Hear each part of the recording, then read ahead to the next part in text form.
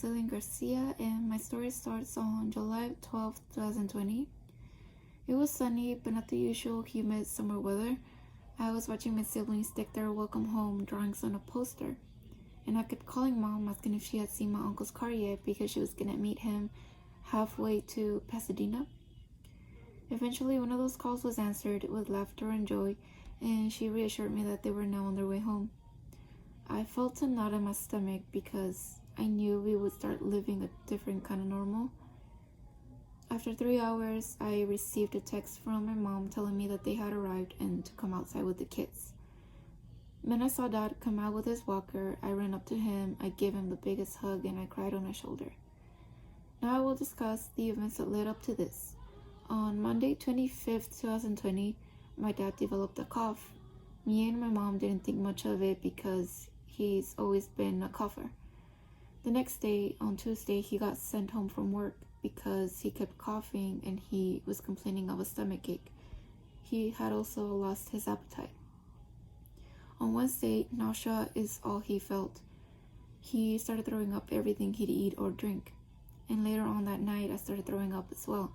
He got worried about me and would ask me nonstop if I was okay with the worried look on his face. And I would reassure him that I felt completely fine after a few hours and that it was most likely the same stomach virus that had attacked me back in March. On Thursday, his stomach couldn't even hold an Advil pill to help with the pain. My mom had to contact the doctor, who told us it was most likely COVID-19 and gave her a list of medicines to order from the pharmacy. On Friday, Mom kept trying to convince him to call an ambulance, but he was scared because at the time we couldn't go out and get tested because we couldn't leave him alone, and he also could not get out of bed at that point. He thought, what if it's something else and I go to the hospital and catch COVID there, which honestly scared us as well. On Saturday, my dad was very dehydrated. He kept promising to try his best and drink his shake supplement to be better by my brother's 9th birthday. That was coming up in 2 days because he wanted to go out and buy him a cake and a present. But this didn't end up happening because my mom called 911 that night. And in a last effort to show us that he was strong, he refused to be taken down in the stretcher and he walked down the stairs by himself.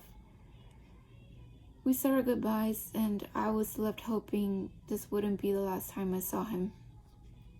Sunday, the nurse called us and informed us that he would be transferred to a hospital in Pasadena because he had tested positive for COVID and they no longer had any more room for patients.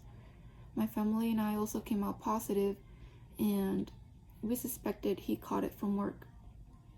On June 1st, 2020, it was my brother's birthday, yet we received the news that no one wanted. Dad was in the ICU in very critical condition. His lungs had stopped working and he was 100% dependent on a ventilator and was also in an induced coma. They were pumping liquids into him because he was very weak. Things got complicated due to his diabetes and high blood pressure problems.